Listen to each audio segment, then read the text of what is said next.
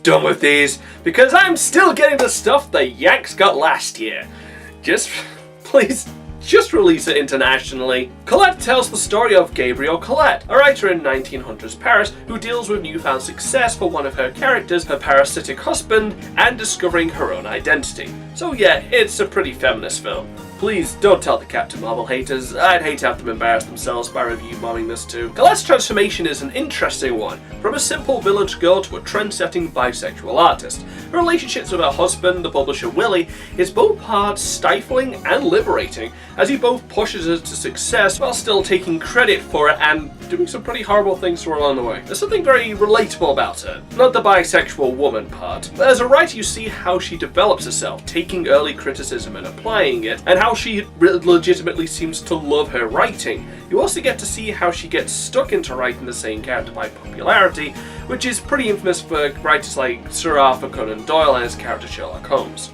Keira Knightley handles her growth well, from her humble roots to her growing independence, and especially in her actions to Willie's temperamental nature. I think that a film like this would have Willie be an unlikable asshat, but Dominic West plays with a certain degree of wit.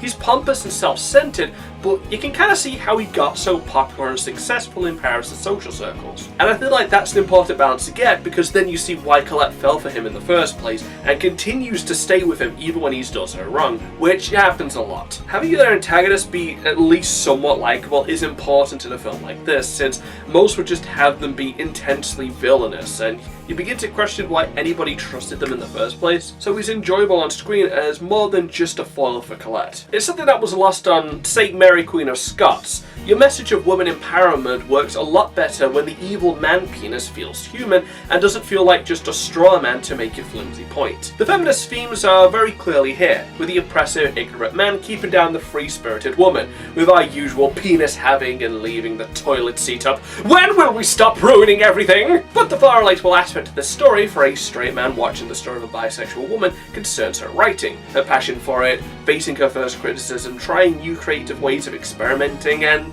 staying with them even after they bomb, which I kinda wish I did with a lot of my projects. And the heartbreak after she finds that the rights to her character that she created have been sold.